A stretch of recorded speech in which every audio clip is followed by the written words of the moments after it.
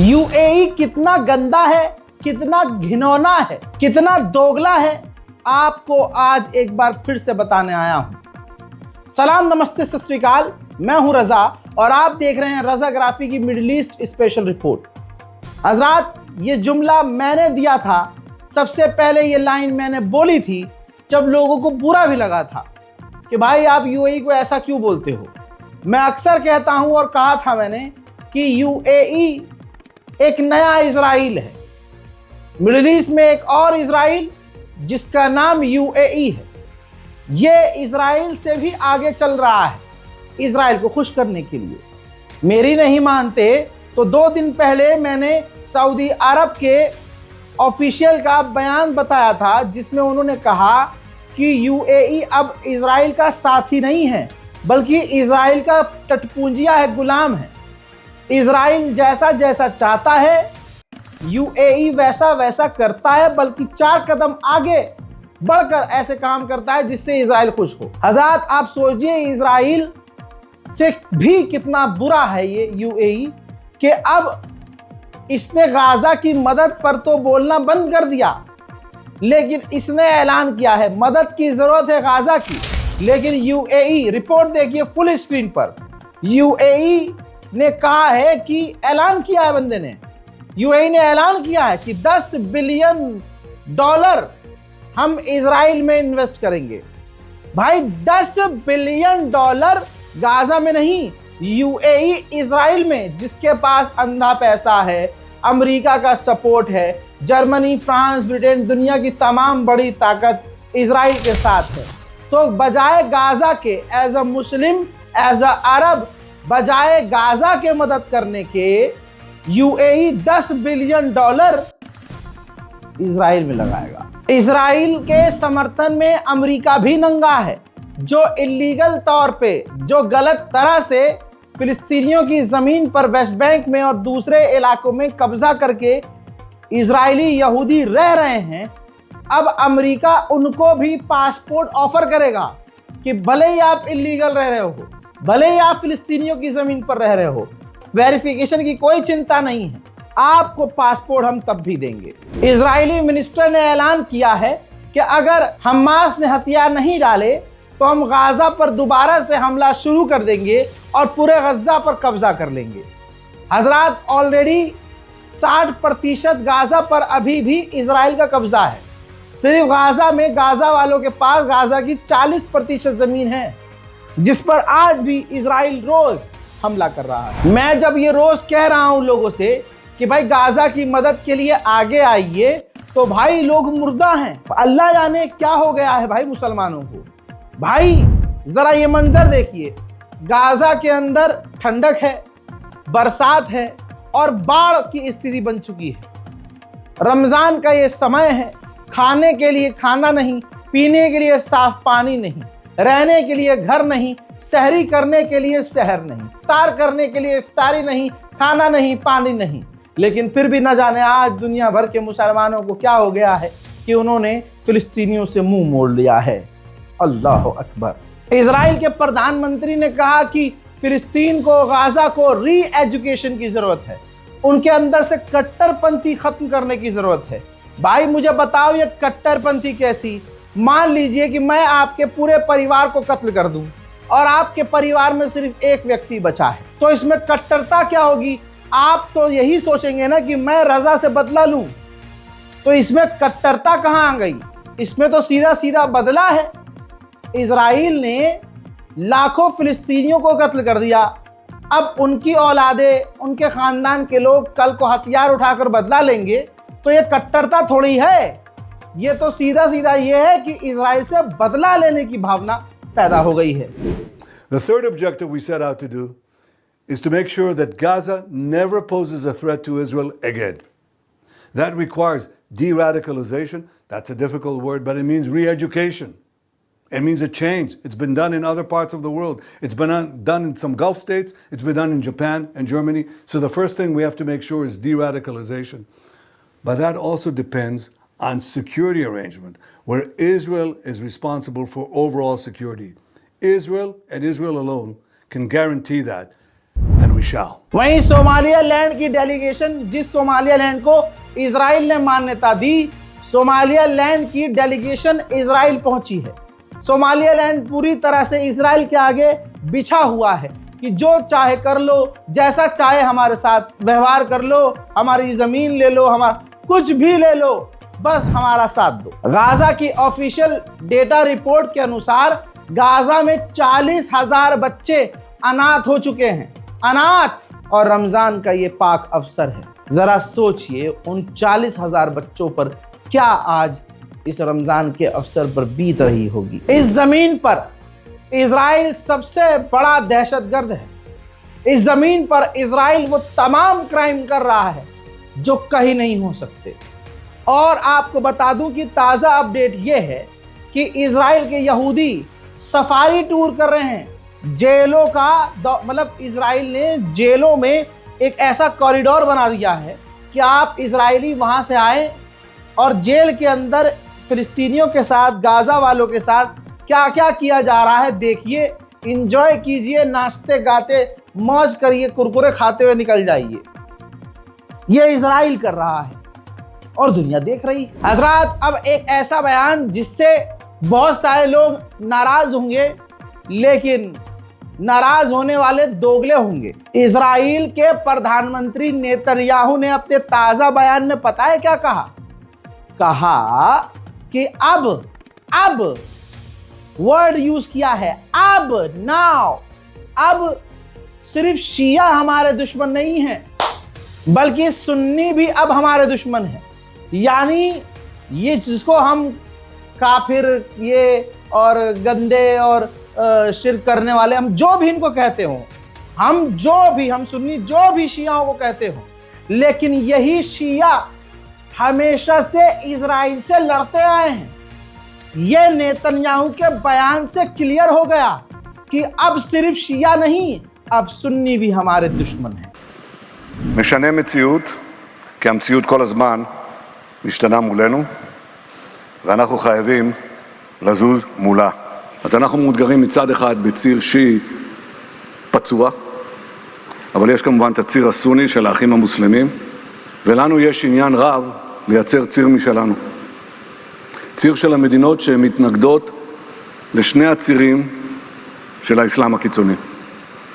וזה חובק מדינות רבות, חלקן מבקרות אצלנו, גם בימים אלה. खलकान אנחנו מבקרים אצלם. उधर इजराइल का कट्टरवादी नेता बेंजीवीर फिलिस्तीनियों के घरों में जा रहा है और उनको हुक्म दे रहा है कि 2 घंटे के अंदर अपना घर खाली करो और यहां से निकल जाओ। कानून से ऊपर भी यहूदी है। देखिए, זה לא חוקי עושים. אי אפשר לבוא, נגמר התקופה. אתה מעלה. לא, אני מרים את החוק מהרצפה. אני מרים את החוק מהרצפה. אתה הורס לנו, אתה הורס לזקנות, לסלאמה ולאנשים גדולים. אני הורס למי שבונה שלא כחוק. אתה לא נותן להם להפסיק תחליפים. לבנות שלא כחוק. תן לי תחליפים. גם אצלנו יש זקנות. אני תן לי גם שטח. אצלנו יש אנשים שאין להם, אז מה? זה שכונה 44. זה לא שכונה חוקית. זה לא נבנה כחוק. זה הנה איפה הצו, תראה לו את הצו שלו. בוא, תראה. בבקשה. אתה חושב שאם יהודי... जब इजराइल के मंत्री ही यही करेंगे तो इजराइल के आम लोग क्या करेंगे? ये तमाम चीजें देखने के बाद इजराइल की आम जनता, सेटलर्स, फिलिस्तीनियों पर हमलावर है।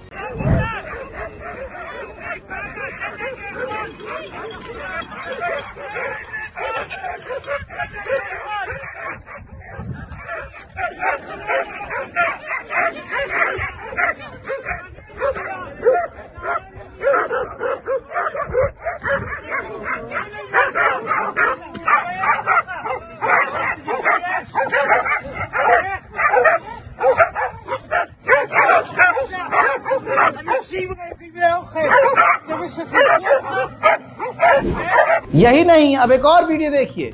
इजराइल के सेटलर्स फिलिस्तीनियों के इलाकों में, फिलिस्तीनियों के घरों पर जा रहे हैं, उनके ऊपर दिन की रोशनी पे दिन दहाड़े हमला कर रहे हैं। यूएई, कुवैत, बहरीन, सऊदी अरब, जॉर्डन, इजिप्ट सब खामोश। सिर्फ यही नहीं, फिलिस्तीनियों को पूरी तरह से दबा दिया गया है। फिलिस्तीनी इलाकों में ये तस्वीर देखिए, फिलिस्तीनी इलाकों में यहूदी जाकर पूजा पाठ कर रहे हैं। इस तरह से उनको परेशान कर रहे हैं कि जो फिलिस्तीनी हैं खुद ब खुद अपनी ज़मीनें, अपने मकान छोड़कर वहाँ से भाग जाएं। हद तो अब ये हो गई है कि जो इजराइल के सेटलर्स हैं, वीडियो देख लीजिए, फिलिस्तीन के इलाकों में, वेस्ट बैंक के इलाकों में खुद जाकर अपने मकान बना रहे हैं, इलीगल सेटलमेंट कर रहे हैं पूरी दुनिया के सामने। दिन हो या रात, सुबह हो या शाम, इजराइल के सेटलर फिलिस्तीनियों के घरों में, गाड़ियों में, उनकी प्रॉपर्टीज में आग लगा रहे हैं। अब आगे की सुनिए। रिपोर्ट के अनुसार इजराइल की फौज चुपचाप वेस्ट बैंक में खड़े होकर देखती रही। इजराइल के फौजियों के सामने इजरायली सेटलर्स ने फिलिस्तीनी इंसान को कत्ल किया और 100 से ज्यादा उनकी भेड़ें चुरा कर ले गए और इजराइल की फौज चुपचाप ये खड़े होकर देखती रही। इसके बाद इजराइल के पूर्व प्रधानमंत्री ने भी अमेरिकी एम्बेसडर की बात को आगे बढ़ाते हुए कहा कि बाइबल के अंदर लिखा है, हमारा हक है, हमारा बॉर्डर, हमारा जमीन एक्सपेंड हो सकता है। सुनिए। שגריר עכבי אמר השבוע, ואנחנו יודעים מה מידת ההשפעה של הממשל האמריקאי על הממשלה פה, שהוא תומך בשליטה ישראלית מהפרת ועד הנילוס, זה אומר על לבנון, על ירדן, על סוריה. האם אתה תומך או שאתה חושב שצריך לעצור את הקריאה הזאת? תראה, א', יש לי ויכוח ברמה התנ"כית, מה גבולות ארץ ישראל המקוריים. הפרט זה, פעם אחת שבדקתי זה היה בעיראק, לא נראה לי שכשהאמריקאים נכנסו לעיראק הם חוו נחת גדולה. אני תומך בכל דבר. अब ये कहां से बात आई? इजराइल के अंदर अमेरिका के एम्बेसडर ने फुल हरामीपना दिखाते हुए कहा था अभी 5 दिन पहले कि इजराइल के पास बाइबलिक हक है, बाइबल के द्वारा दिया गया हक है, जिस हक के द्वारा इजराइल चाहे तो पूरे मिडिल ईस्ट में कब्जा कर सकता है। हालांकि इस बयान के बाद OIC, अरब लीग, तमाम अरब अलग अलग देश किलस गए और बयान जारी किया, और इसके अलावा ईरान की तरह कुछ उखाड़ थोड़ी नहीं सकते हैं, तो सब बस लबर लबर करके चुप हो गए। अब कहा जा रहा है कि अरब देशों में नाराजगी हो गई है, अमेरिका से लोग चिढ़ गए हैं अरब देश। तो रिपोर्ट आपकी स्क्रीन पर है। अमेरिका के जो दूसरे एम्बेसडर्स हैं, डोनाल्ड ट्रंप के जो नेता हैं दूसरे, वो अरब देशों को समझाने में लगे हुए हैं कि जिस अमेरिकी एम्बेसडर ने ये बात कही कि मिडिल ईस्ट पर कब्जा इजराइल कर सकता है, ये उसके पर्सनल व्यूज हैं, ये अमेरिका की नीति, ट्रंप सरकार की नीति नहीं है, लिहाजा आप उनकी बातों को दिल पर न लें। एक अमेरिकी डॉक्टर जो गाजा से लौटा है, उसने अपने बयान में बताया कि इजराइल की फौज गाजा में फिलिस्तीनियों की आंख, फिलिस्तीनियों की लाश से उनके बॉडी ऑर्गन्स, किडनी, लिवर, दिल और यहां तक कि स्किन तक चुरा रहा है एक्सपेरिमेंट करने के लिए। हजरात, अरब देश तो हिजड़ों की तरह चुप बैठे हैं। मदद के तौर पर 40 टन खाना फ्रांस ने गाजा के अंदर भेजा है और इजराइल से कहा है कि गाजा के अंदर मदद जाने दो। अब मुझे पता है कि आप सुनेंगे नहीं, समझेंगे नहीं, पता नहीं क्या हो गया है। बाद में लोग शिकायत करेंगे ईमेल करके, रजा भाई अब आप मदद नहीं भेज रहे क्या? भाई आसान नहीं है गाजा में कोऑर्डिनेट करके मदद भेजना। कुछ दिन का ये टाइम है मेरे पास, लिहाजा ये स्कैनर यूज मत कीजिएगा क्योंकि स्कैन पे बहुत दिक्कत हो रही है। स्कैनर के नीचे बैंक अकाउंट डिटेल है, तो आप RTGS, NEFT या सीधा बैंक ट्रांसफर करके, क्योंकि मैंने यहां पर bank account number, IFSC code, तमाम जानकारी दी है। सिर्फ करना आपने ये है कि आप जो पेटीएम इस्तेमाल करते हैं वहां पर ऑप्शन आता है बैंक ट्रांसफर का, बैंक ट्रांसफर पर क्लिक करके आपको ये डिटेल डालनी है, हमारे अकाउंट नंबर को डालना है और नीचे दिए गए तमाम जानकारियों को फिल करना है, IFSC कोड को भरना है, और उसके बाद आप गाजा में डायरेक्ट मदद भेजने में इन्वॉल्व हो सकते हैं। और अगर थोड़ा सा मुसलमान सीरियस होकर गाजा में मदद भेजने में आगे आ जाए, मैं ये नहीं कह रहा बहुत बड़ी मदद, थोड़ा थोड़ा अमाउंट करके भी, अबे 1 रुपए की तो औकात मुसलमानों की होगी।